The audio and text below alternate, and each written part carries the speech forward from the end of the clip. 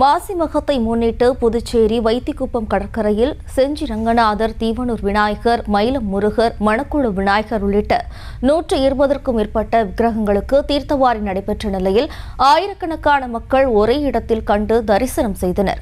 விவரங்களோடு நமது செய்தியாளர் கிருஷ்ணா இணைகிறார். வணக்கம் கிருஷ்ணா, விவரம். ஜெயஸ்ரீ, புதுச்சேரியில் 100 ஆண்டுகளையும் கடந்து மாசி மக திருவிழா வைத்திக்குப்பம் கடற்கரை சாலையில் நடைபெற்று வருகிறது. இவ்வாண்டு விழாவானது இன்று காலை கணபதி ஹோமத்துடன் துவங்கியது.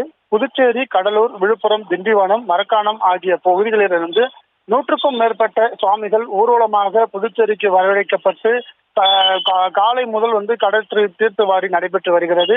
இதனைத் தொடர்ந்து வைத்திக்குப்பம் கடற்கரை சாலையில் கடலில் அந்தந்த சாமிகளுக்கு ஒதுக்கப்பட்ட இடத்தில் சாமிகள் அலங்கரிக்கப்பட்டு வைக்கப்பட்டுள்ளது.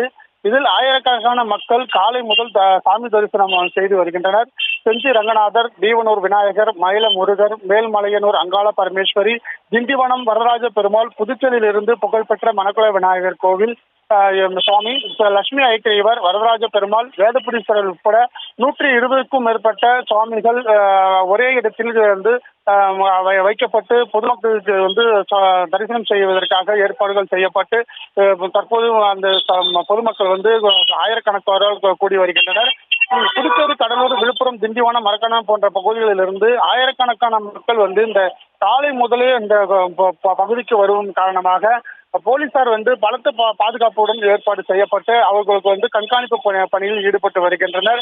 கடல் சீற்றம் அதிகரித்து காணப்படுவதால் காலையில் பொதுமக்களுக்கு அங்க குளிப்பதற்கு இருந்த நிலையில அதனை தொடர்ந்து போலீசார் குளிக்க கடலில் இறங்கி குளிப்பதற்கு தடை விதிக்கப்பட்டுள்ளது. அவர்களை பாதுகாப்பதற்காக பொதுமக்களை கடலில் இறங்கி குளிப்பதற்கு பாதுகாப்பு இதுக்காக கடல் ஓர பாதுகாப்பு படையினர் அந்த பணிகளில் ஈடுபட்டு வருகின்றனர்.